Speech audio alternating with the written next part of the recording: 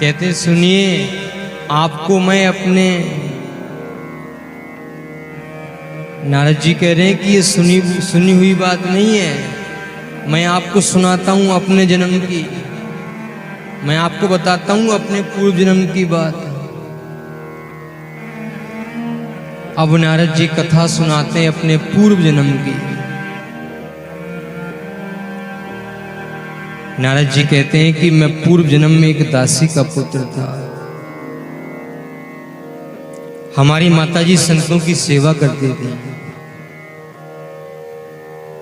संत चातुर्मास करने के लिए आते थे और हम संतों की सेवा किया करते थे। अच्छा, उन संतों के साथ साथ में रह के ना मेरा बड़ा मन हो गया कि मैं इन संतों के साथ में ही रहूं। और कभी कभी मेरे मन में आता था कि मैं ये परिवार छोड़ दूं, भगवान के भजन में लग जाऊं, लेकिन मेरी माँ मुझे हमेशा रोकती थी। क्योंकि जब संत लोग चातुर्मास करने के लिए आते थे और जब वो प्रसाद पाते थे और जो उनकी थाली में जो जूठन बचती थी, मैं उस प्रसाद को ग्रहण करता था। उससे मेरा तन मन इतना शुद्ध हो गया, पवित्र हो गया कि मेरे मन में ये बात जागी कि मैं संसार को कैसे छोड़ूं, मैं कैसे भगवान के चरणों में प्रेम करूं। जैसे ही मैं भजन की अभिलाषा मन में करता, मेरी माँ मुझे रोकती, कहती कि नहीं नहीं तुम्हारा विवाह कराएंगे। और जैसे ही मैं विवाह का सुनता, मुझे बड़ा दुख होता कि मेरी माँ मेरा विवाह कराएंगे।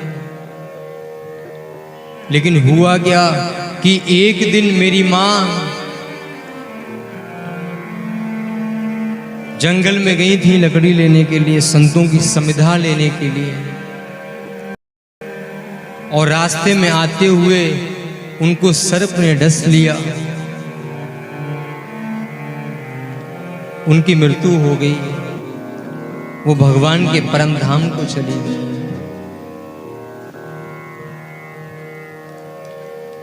ये बात मैंने संतों को बताई कि मेरी माताजी का स्वर्गवास हो गया।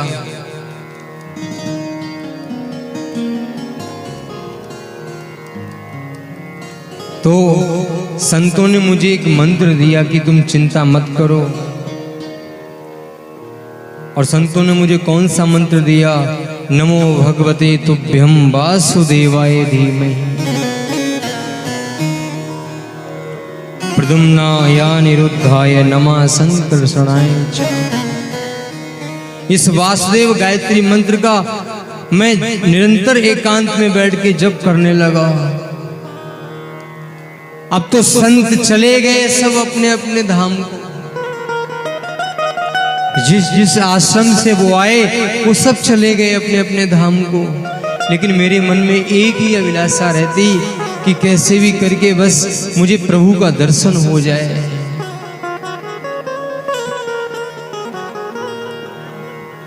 अब मैं इधर उधर पीपल के वृक्ष के नीचे बैठ करके निरंतर भगवान का ध्यान करता। साक्षात भगवान एक दिन हरि मेरे हृदय में प्रकट हुए। हृदया सीमने सनेर हरि, मेरे हृदय में एक बार भगवान प्रकट हुए और मैं आनंद के सागर में निमग्न हो गया।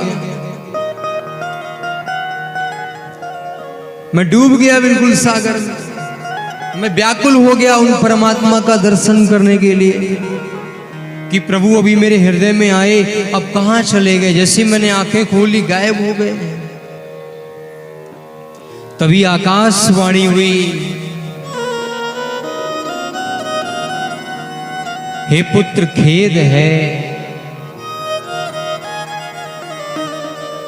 इस जन्म में मैं तुम्हें नहीं, इस जन्म में तुम मुझे देख नहीं सकते।